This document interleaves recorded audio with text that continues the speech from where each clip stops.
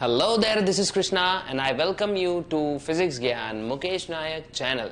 आज का जो टॉपिक हम लोग देखने वाले बच्चों, उसका नाम है life process in living organism part 2। ठीक है, भाग दूसरा देख रहे हैं हम लोग, और इस भाग में हम लोग मोस्टली देखने वाले हैं कि कैसे ऑर्गेनिजम्स को मतलब उनके लाइफ में क्या कौन सी और अन्य प्रोसेस होती हैं।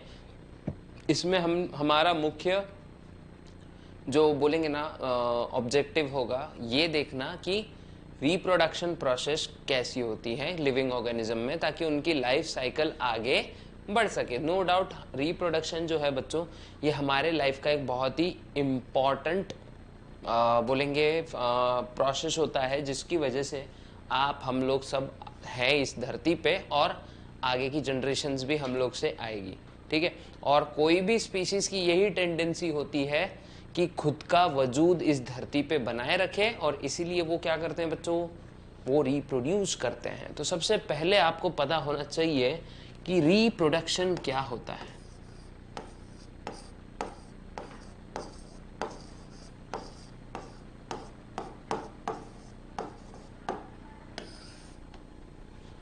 देखो बच्चों, रिप्रोडक्शन होता है, ये होता है फॉर्मेशन ऑफ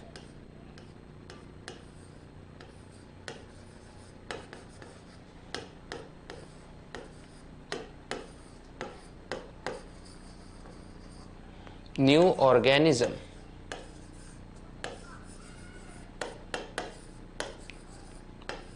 फ्रॉम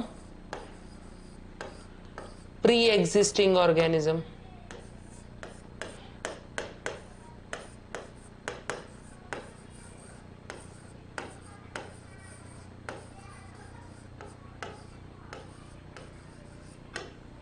क्या होता है बच्चों reproduction? Formation of new organism from pre existing organism, इसी को हम कहेंगे reproduction.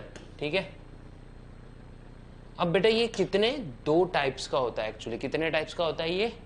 It is of two types.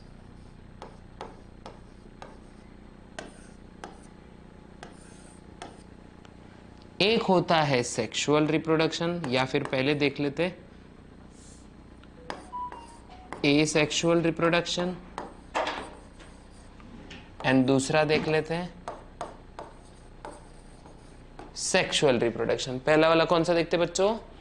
Asexual reproduction, और दूसरा देखते हैं सेक्सुअल रिप्रोडक्शन। ओके, ये दो चीजें हम लोग देखने वाले हैं इस टॉपिक में। ठीक है, अब अगर देखें तो सेक्सुअल और असेक्सुअल को हम कंपैरेटिवली स्टडी करें अगर, तो देखो सेक्सुअल रिप्रोडक्शन में क्या होता है बच्चों, सिंगल पेरेंट इन्वॉल्व होता है। सिंगल पेरेंट, क्या? Single parent involve.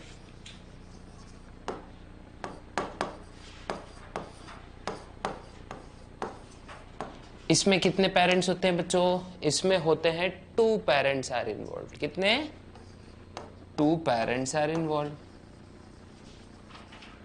ठीक है, मेल एंड फीमेल। अचीव्ड बोलो या फिर occurred, takes place with the help of, ऐसा लिखते हैं। अचीव मतलब इट टेक्स प्लेस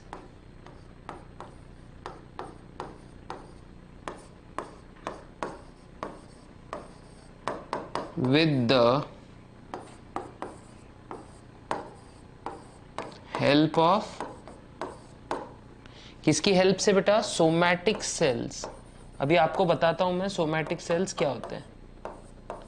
पूरे कॉन्सेप्ट आपका भाई आया है, पूरे कॉन्सेप्ट आपके क्लियर करके जाएगा। ठीक है, कोई प्रॉब्लम नहीं है। इसमें कौन से सेल्स लगते हैं बेटा? Germ cells are involve. Germ cells are involve, है ना? जर्म सेल्स आर इन्वॉल्व, ये बात आप लोग ने ध्यान में रखनी है। ठीक है, जर्म सेल्स होते हैं इसके अंदर देखो वेरिएशन टेक्स प्लेस, इसमें वेरिएशंस होता है। अभी मैं पूरे चीजें आपके एकदम वन बाय वन क्लियर करने वाला हूं।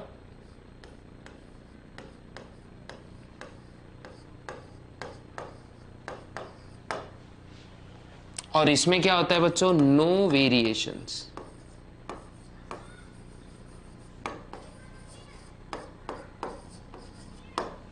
इसमें कोई भी प्रकार के वेरिएशंस नहीं आएंगे।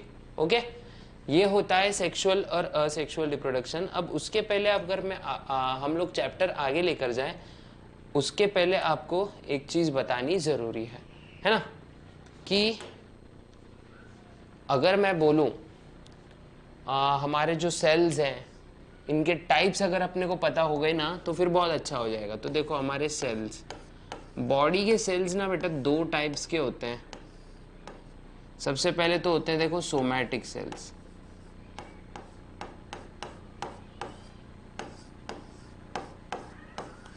और दूसरे होते हैं जर्म सेल्स।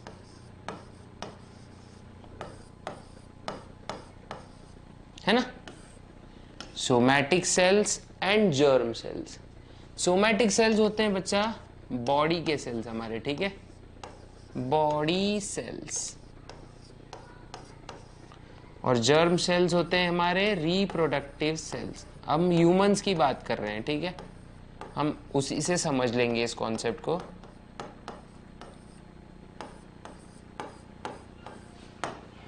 ये होते हैं रिप्रोडक्टिव सेल्स। अब बॉडी सेल्स जो है ना बेटा पूरा हमारा क्या करेगी, फॉर्म्स बॉडी। और ये क्या करता है बच्चों, ये फॉर्म्स गैमेट।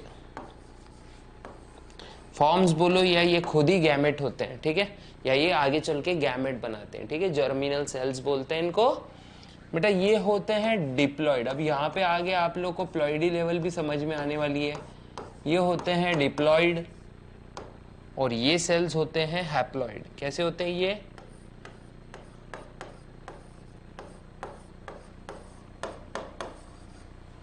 इसमें बहुत सारे टाइप्स आते हैं फिर बाद में मतलब रेस्पिरेटरी सिस्टम के अलग, लेकिन इसमें दो टाइप्स आते हैं। अगर हम ह्यूमन को देखें तो हमारे अंदर दो टाइप्स होते हैं इनके, स्पर्म एंड ओवम, ठीक है।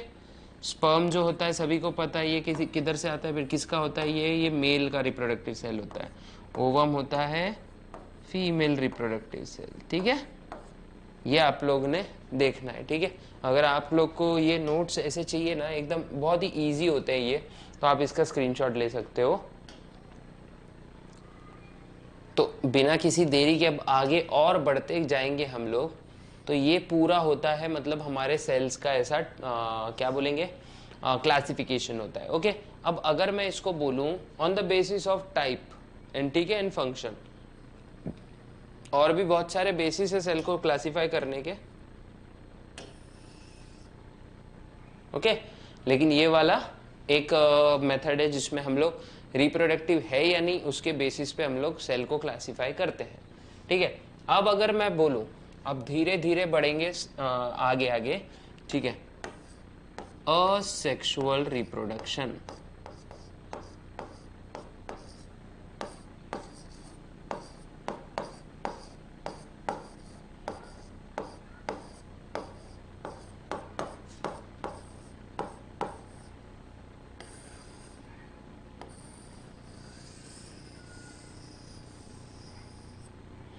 तो बच्चों असेक्सुअल रिप्रोडक्शन के बारे में देखेंगे हम। तो ऐसा रिप्रोडक्शन जो बिना पेरेंट के, मतलब बिना डबल पेरेंट इन्वॉल्व हुए, रिप्रोडक्टिव सेल के कोई भी इसमें इन्वॉल्वमेंट नहीं होती है, जब ऐसा रिप्रोडक्शन होता है इसको हम बोलते हैं असेक्सुअल रिप्रोडक्शन। अब बच्चों इसमें बहुत सारे अलग अलग टाइप आते हैं, जिसमें पहला आ रहा है देखो बाहर निकल के, बाइनरी फिजन। कौन सा, बाइनरी फिजन। फिर आता है बच्चों मल्टीपल फिजन।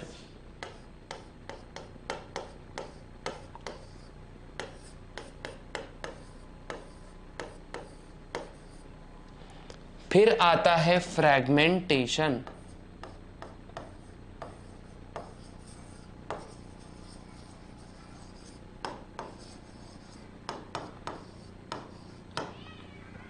फ्रैगमेंटेशन,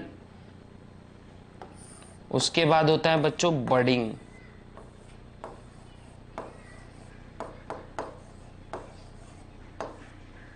उसके बाद आता है बर्डिंग, और फिर आता है इसमें एक्चुअली रिप्रोडक्शन तो नहीं बोलेंगे, लेकिन कभी कभी इससे भी रिप्रोडक्शन हो जाता है, और इसको हम बोलते हैं रीजनरेशन। और इसमें एक लास्ट वाला देखेंगे हम लोग जो आप लोग के सिलेबस में है, वो होता है स्पोर फॉर्मेशन।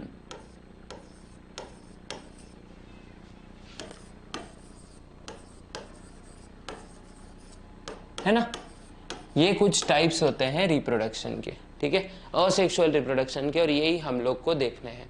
अब एक एक एक एक करके पूरे रिप्रोडक्शन के टाइप्स हम क्या करने वाले हैं बच्चों, समझने वाले हैं। ओके, इसके आप स्क्रीनशॉट्स ऑन स्क्रीन ले सकते हो, बस ज़्यादा कुछ नहीं करना है आप लोग ने। सबसे पहले तो हमारे चैनल को सब्सक्राइब कर लेना है, फिर वीडियो अच्छी लगी तो लाइक दबाना है, फिर अपने दोस्तों के साथ शेयर करना है, फिर स्क्रीन को पॉज करके पूरे नोट्स आप लोग को स्क्रीनशॉट ले लेने हैं, ठीक है। उसके बाद अगर मैं बोलूं, सबसे पहला हम जो देखने वाले हैं वो होता है, देखो, बाइनरी फिजन। क्या है बच्चों, बाइनरी फिजन। तो मान लो ये हमारा एक सेल है नॉर्मल सा, ठीक है,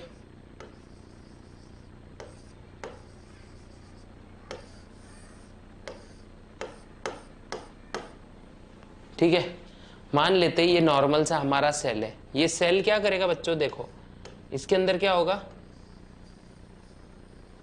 ऐसे नॉच फॉर्मेशन होगा इसके अंदर।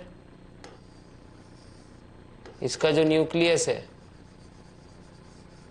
दिख रहा है ना बच्चों, न्यूक्लियस जो है ये हाफ में क्या हो जाएगा, ऐसे डिवाइड हो जाएगा, ठीक है।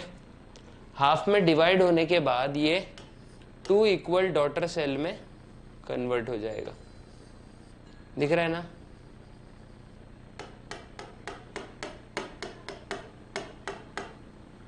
ये ऐसा होगा हमारा, ठीक है, ये होगा हमारा बाइनरी फिजन। तो बाइनरी फिजन का डेफिनेशन कैसे आएगा, the process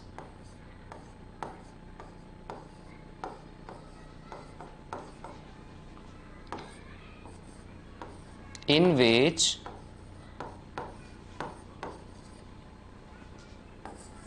a single cell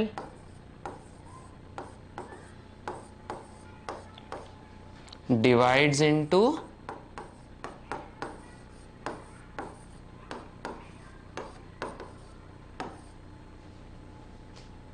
two equal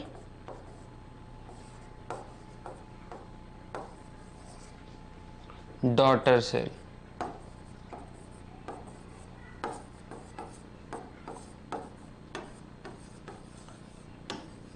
amoeba, paramecium जैसे जीवों में ये वाली प्रोसेस होती है बच्चों, ठीक है।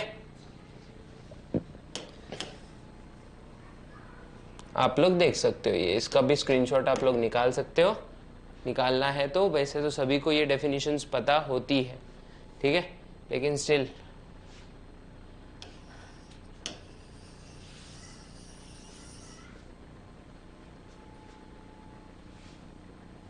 अब इसको रख कर देंगे, इसको ऐसे मूव, और बढ़ेंगे आगे हमारे अगले प्रोसेस के साथ, जिसका नाम है मल्टीपल फिजन। क्या है बच्चों, मल्टीपल फिजन।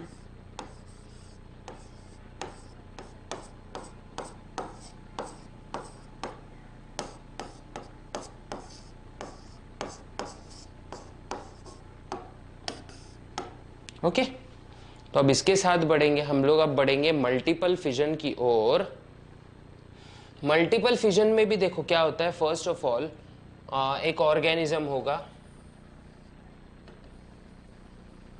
ठीक है,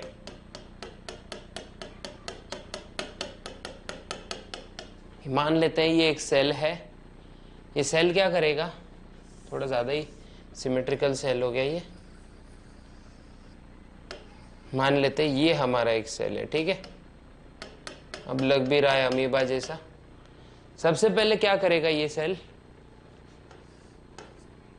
अपने आजू बाजू एक प्रोटेक्टिव कवरिंग बना लेगा, ये आपको दिख रहा होगा इधर पे, ठीक है।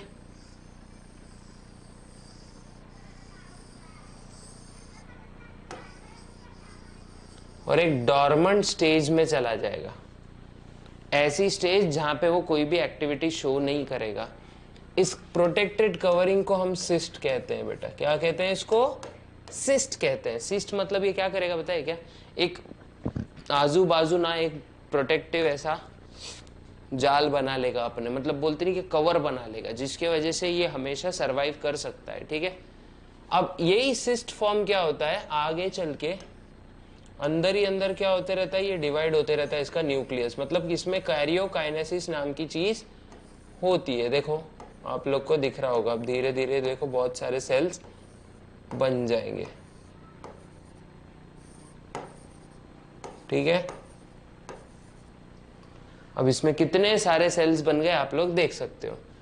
और फिर क्या होगा, ये जो सिस्ट है इसका ऐसा ये सिस्ट फट जाएगा और छोटे छोटे जो है ना सेल, अमीब्यूलस बोलते हैं जिसको, वो इसमें से बाहर ऐसे निकल जाएंगे।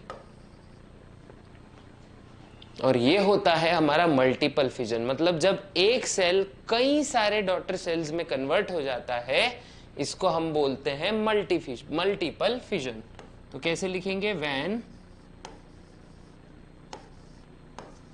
अ single cell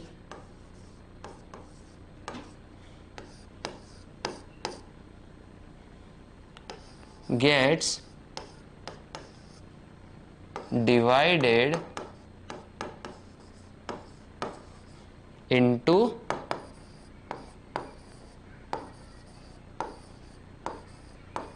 many daughter cells।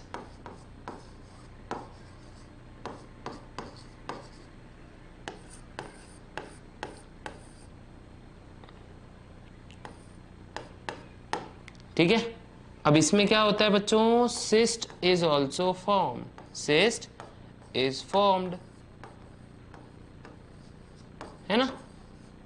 Cyst form होता है, फिर बाद में इनसाइड सिस्ट, मैंने जैसे बताया आपको, सिस्ट जो है ये एक प्रोटेक्टिव कवरिंग होती है। Inside cyst karyokinesis occurs,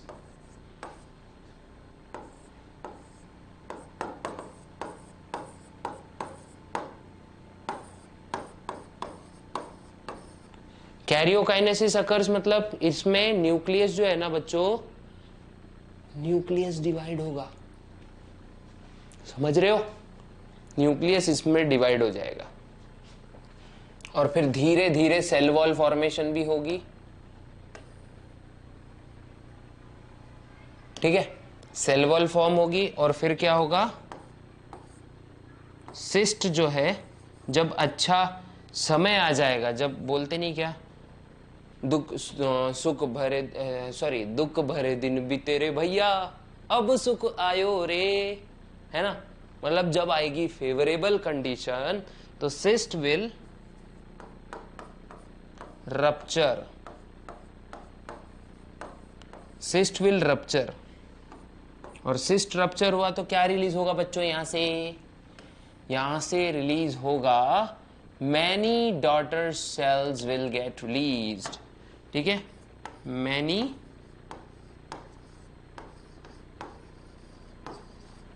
daughter cells are formed,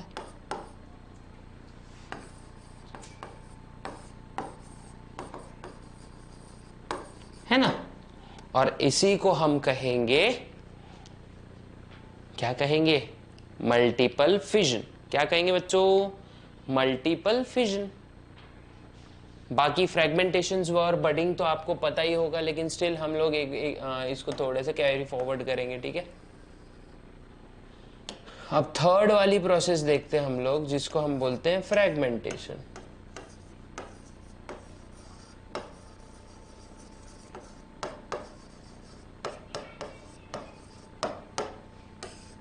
fragmentation में क्या होता है, डायरेक्ट थोड़ा सा फास्ट लेता हूं मैं इसको, organism breaks into many pieces।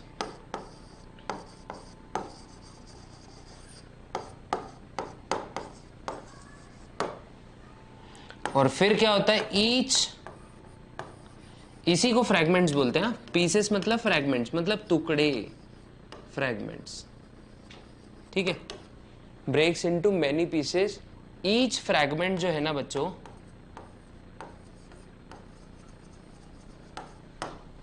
Develops into new organism.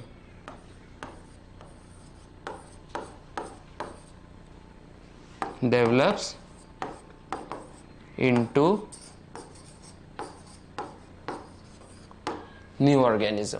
और ऐसे होता है फ्रैगमेंटेशन का प्रोसेस।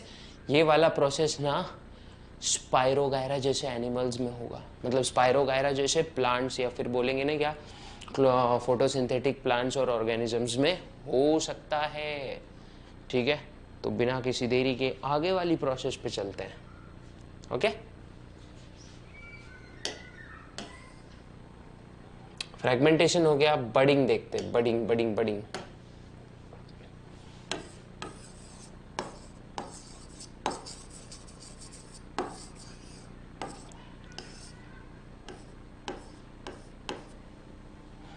बडिंग देखेंगे। बडिंग में क्या होता है पता है क्या, देखो, ऑर्गेनिज्म डेवलप्स एन आउटग्रोथ।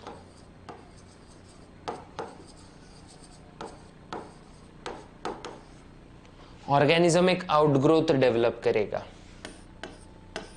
अब ये जो आउटग्रोथ है,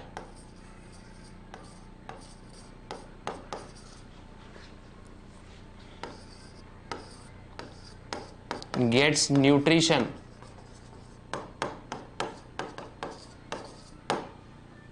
from parent,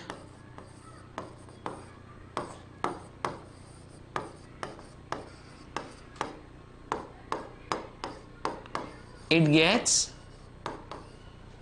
matured, यानी अब ये मैच्योर होता है, ठीक है। it gets matured।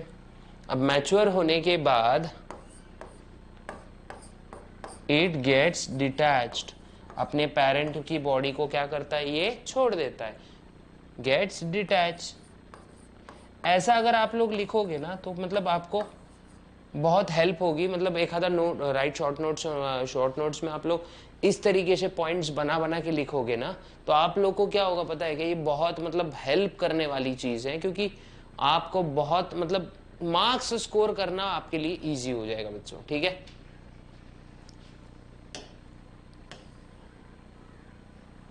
और जब ये डिटैच होता है, डिटैच होने के बाद में ये ग्रो करेगा एज एन इंडिपेंडेंट ऑर्गेनिज्म। कैसे ग्रो करेगा बच्चों ये, एज एन इंडिपेंडेंट ऑर्गेनिज्म। थोड़ा मेरा माइक आड़ा तिरछा हो गया था, चलो ठीक है, आप सही है। It grows as an independent organism. ये आप लोग को समझना चाहिए, ठीक है, ये आप लोग को समझना पड़ेगा। उसके बाद अगर मैं बोलूं रीजनरेशन, आप लोग ने वुल्वरीन देखा होगा, क्या होता है, उसको लगता है वापस से उसका जख्म भर जाता है। अब एक ऑर्गेनिज्म ऐसा ही है खतरनाक वाला, जिसका नाम है प्लानेरिया। क्या बच्चों, प्लानेरिया नाम का ऑर्गेनिज्म, देखो ये ऐसा कुछ दिखता है, और इसके ऊपर ये ऐसे आंखें होती है।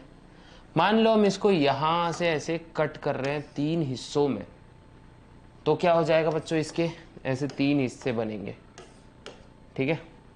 पहला वाला हिस्सा तो ये ऐसा रहेगा, ये बीच वाला हिस्सा ये ऐसा रहेगा, और लास्ट वाला हिस्सा ये ऐसा रहेगा। अब गजब की बात क्या होगी पता है क्या, ये छोटे से हिस्से से ये पूरा आ जाएगा, फिर यहाँ पे भी उसका क्या हो जाएगा, ये ऐसे नया ऑर्गेनिज्म बनेगा, और यहाँ पे भी ये पूरा का पूरा ऑर्गेनिज्म बनेगा। ऐसे होता है प्लानेरिया में रीजनरेशन, ठीक है।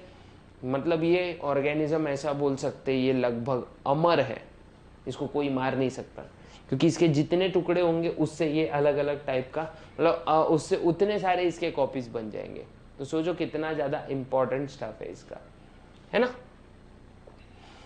और एक और प्रोसेस है जिसको हम बोलते हैं स्पोर फॉर्मेशन। इसमें क्या होता है, ऑर्गेनिज्म ऐसे छोटे छोटे पार्टिकल बनाता है। अब छोटे छोटे पार्टिकल्स के अंदर वो पावर होती है कि वो जब भी उनको फेवरेबल कंडीशंस मिले तो वो ग्रो कर जाते हैं। जैसे फंगस, ये क्या करता है, स्पोर छोड़ देता है हवा में।